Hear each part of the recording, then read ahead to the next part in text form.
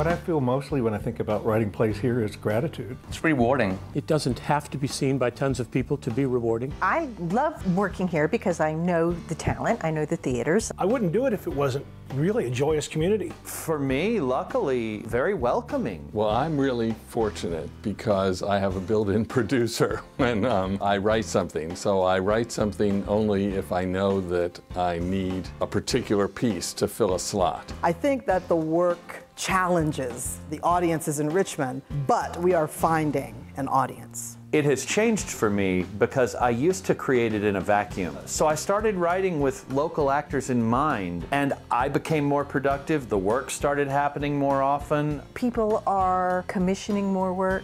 The producers are coming to respect the local playwrights more. I think it's gotten considerably better in the years that I've lived here. I think it's all getting better and better. The company has grown, and I think the artistic climate here in Richmond has also grown. As a producer, new work sells less well than familiar titles. If you're running one of these theaters, how often can you roll the dice on something no one ever heard of before?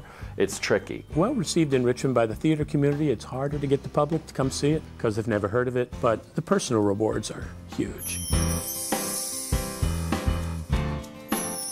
And I'm going to talk about from a producer's perspective here. You really want to try and honor all of the blood, sweat, and tears that the playwright put into the work. Sometimes as producer, whether it's myself or another playwright, I have to be hard on me or hard on them to say, I just can't go that big with this or that. Hate to put that constraint on a writer who's trying to think freely, but the practicalities of it make that have to happen. Well, I learned from Full Plate Collection not to get involved in the rehearsal process.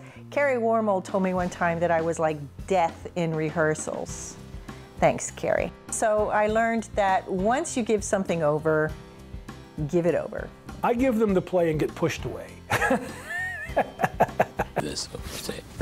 I give it up to God.